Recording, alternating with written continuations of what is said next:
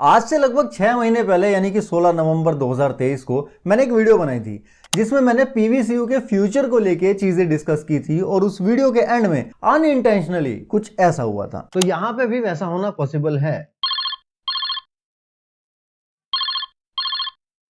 Hello, कौन?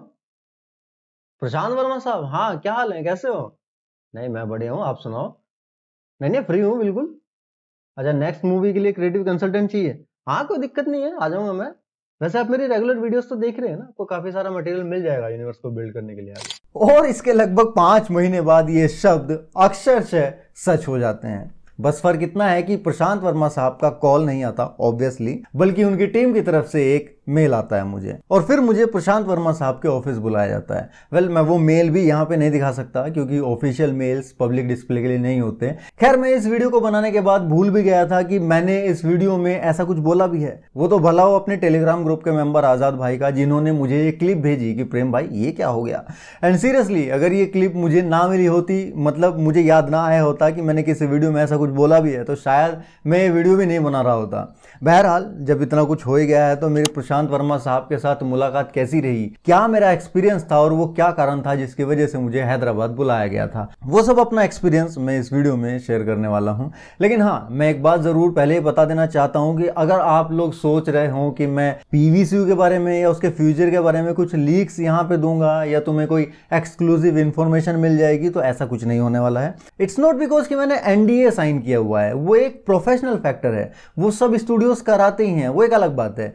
लेकिन अगर एनडीए ना भी साइन किया होता तो भी मैं ऐसा कुछ बताने वाला नहीं था। इनफैक्ट अब तो पीवीसीयू को लेके जो मार्केट में रूमर्स चल रही होंगी, उनके ऊपर भी मुझे खुद की स्पेकुलेशंस लगा के वीडियोस बनाने में कठिनाई होगी, क्योंकि मेरी स्पेकुलेशंस कब कंफर्मेशन की सीमा लांघ जाए ये बहुत सेंसिटिव हो जाएगा मेरे लिए। खैर, मेरा यहाँ पे कुछ लीक ना करने का कारण एनडीए तो है ही ऑब्वियसली, लेकिन उससे बड़ा कारण है प्रोफेशनलिज्म। एक इंसान आपके ऊपर भरोसा कर रहा है तो ऑब्वियसली कुछ सोच के ही कर रहा होगा। दूसरी बात, हम सब सिनेमा लवर्स हैं, हम सिनेमा को आगे बढ़ते हुए, ग्रो करते हुए देखना चाहते हैं। ऐसे में मैं खुद नहीं चाहता कि आप सबका एक्सपीरियंस किसी भी तरह से खराब हो पीवीसीयू के फ्यूचर को लेके, इसलिए नो लीक्स। खैर, अब आते हैं मेरे एक्सपीरियंस पे। तो मामला शुरू से शुरू करते हैं। तो जैसा कि मैंने बताया कि वहां से मेल आया, फिर प्रशांत वर्मा साहब की टीम के साथ 2-4 बार जूम मीटिंग हुई और एक फाइनल मैसेज मुझे आता है कि बहुत हो गई भाई जूम मीटिंग्स, हैदराबाद आ जाओ, फेस टू फेस मीटिंग करनी है। अब भैया उसके 2 दिन बाद मैं फ्लाइट पकड़ के पहुंच गया हैदराबाद। इंटरेस्टिंगली, हैदराबाद तक पहुंचने की मेरी जर्नी में भी मेरे साथ कुछ ऐसे वाकयात हुए जो मुझे नहीं पता था कि क्यों हो रहे हैं, बस हो रहे थे, और उन डॉट्स को अब मैं कनेक्ट कर पा रहा हूं,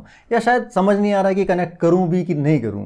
मैं बस बता देता हूं, तुम लोग अपने आप समझ लेना उनका इंटरप्रिटेशन। मेरी सुबह 7 बजे की दिल्ली से फ्लाइट थी, तो मुझे 5 बजे एयरपोर्ट पहुंचना था। मैं यूजुअली दिल्ली मेट्रो में ट्रैवल करना पसंद करता हूं, लेकिन इतनी सुबह मेट्रो चलती नहीं है, वो चलती है 6 बजे के आसपास। तो मैंने ऑनलाइन एक राइड बुक की, ड्राइवर का नाम था राम नारायण। अब तुम सोच रहे होंगे कि मैं ड्राइवर का नाम क्यों बता रहा हूं, वो समझ आ जाएगा आगे चल के। खैर, मैं एयरपोर्ट पहुंचा, मैंने फ्लाइट पकड़ी, सब स्मूथ जा रहा था। फ्लाइट टेक ऑफ करने के साथ ही मेरे बराबर वाली सीट पे जो बंदा बैठा था, उसने अपने आईपॉड पे हनुमान मूवी देखनी शुरू कर दी। उसके बाद मैं हैदराबाद एयरपोर्ट पहुंचा, मैंने वहां पे फिर से ऑनलाइन राइड बुक की पीवीसीयू के ऑफिस तक जाने के लिए। इस बार जो ड्राइवर आया उसका नाम था Shiva.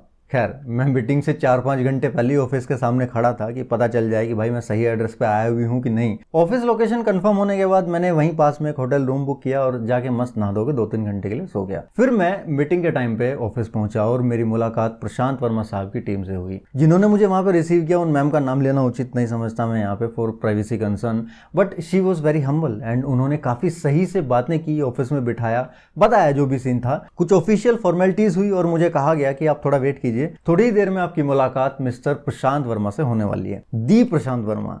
And I was literally very nervous. ऐसा नहीं है कि मैं पहले सेलिब्रिटीज से नहीं मिला हूं, मैं तो इस फील्ड में ऑलरेडी काम कर चुका हूं, बट आई गेस जब आप किसी इंसान के काम के फैन होते हो तो उस वक्त जब अचानक से आपकी मुलाकात उससे हो जाए तो थोड़ी बहुत नर्वसनेस फील होती है। खैर, उनकी कोई मीटिंग चल रही थी तो मैं दूसरे रूम में सोफे पे बैठा हुआ वेट कर रहा था। इंटरेस्टिंगली, एक डॉगी आता है और मेरे पैरों में आके बैठ जाता है। वहां 1-2 लोग और भी वेट कर रहे थे ऑफिस में, लेकिन वो डॉगी आके न सिर्फ मेरे पैरों में बैठा बल्कि वॉलंटरली उसने अपना अगला राइट पंजा सामने से उठा के मेरे हाथ में रख दिया।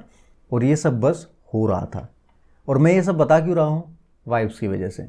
मैं जब वहाँ से निकला तो सीईओ मैडम को बोला भी मैंने कि इस ऑफिस की वाइब्स बहुत अच्छी है, मुझे बहुत पॉजिटिविटी फील हुई वहाँ पे। खैर, उसके बाद मुझे प्रशांत वर्मा साहब के पास ले जाया गया और जैसे ही हम लोगों ने हैंडशेक किया और हम आमने सामने बैठे। उसके बाद कब 1 घंटा गुजर गया पता नहीं चला। उस 1 घंटे के दौरान उनके साथ पीवीसीयू को लेके, उसके फ्यूचर को लेके, सिनेमा को लेके, इंडियन सिनेमा को लेके, उनके पर्सपेक्टिव को लेके बहुत सारी बातें हुई। और उन सब बातों के दौरान मैं ये सोच रहा था कि भाई मैं क्या वाकई किसी डायरेक्टर के सामने बैठा हूँ या फिर मैं अपने किसी कॉलेज फ्रेंड के साथ मुलाकात करने आया हूँ। आई मीन उनकी जो वाइब थी, आपको उनसे मिलकर लगेगा नहीं कि आप किसी बड़े डायरेक्टर से मिल रहे हो।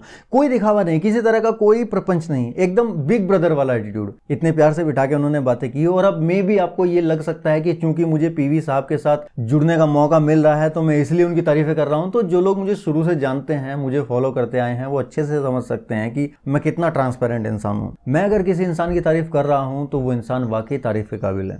डजेंट मैटर कि वो मुझे काम दे रहा है या नहीं, या मेरा उसके साथ क्या रिश्ता है, वो सब अलग चीजें हैं। भाई सामने से बंदा मुझे बिठा के बोलता है लिटरली कि I watched all of your videos related to Hanuman, related to my movies and I like your research work. Can you imagine कि प्रशांत वर्मा साहब अपनी मूवीज को लेके, अपने पीवीसीयू के फ्यूचर को लेके ऑडियंस का क्या फीडबैक है, ऑडियंस के क्या एक्सपेक्टेशंस हैं, उस एस्पेक्ट को समझने के लिए मेरी सारी वीडियोस देख रहे थे। अब मे बी ये वाली वीडियो भी देख रहे हो। सर जी सब सही जा रहा है ना, कुछ गलत तो नहीं बोला ना अभी तक?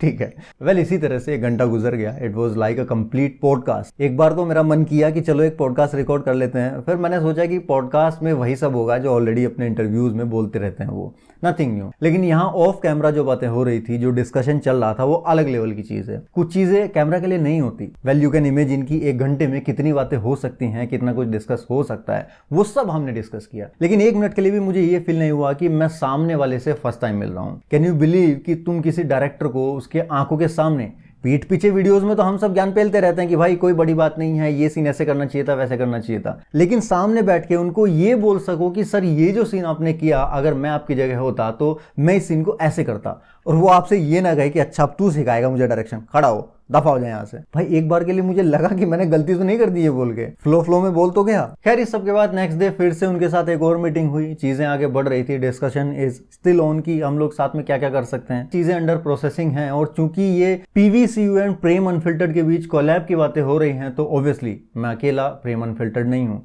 तुम सब प्रेम अनफिल्टर्ड परिवार का पार्ट हो, इसीलिए तुम्हें यह बताना जरूरी था। फिर मैं 3rd डे जब होटल से निकला और वहां से फिर जब मैंने राइड बुक की, तो इस बार जो ड्राइवर आया उसका नाम था गणेश। मैं वापस दिल्ली आ रहा था और मेरे माइंड में बहुत सारी चीजें चल रही थी। और चूंकि ये वाला पोस्ट मैं 1 दिन पहले ही सोशल मीडिया पे डाल चुका था, तो तुम में से किसी ने मेरी एक काफी पुरानी पोस्ट का लिंक डीएम किया मुझे, जिसमें पॉप कल्चर कम्युनिटी के सभी बड़े क्रिएटर्स अयान मुखर्जी से मिलने गए थे। और मैंने भी वो पोस्ट अपने सोशल मीडिया पे शेयर की थी, बल्कि उसके कमेंट सेक्शन में तुम लोगों ने मुझे काफी प्यार दिया था कि भाई तुम भी डिजर्व करते हो वहां जाना एंड ऑल। सब कमेंट्स तुम्हारे सामने हैं। और इस पोस्ट को जिस बंदे ने मुझे रीशेयर किया, उसने उसके नीचे एक लाइन लिखी, प्रेम भाई सपने सच होते हैं।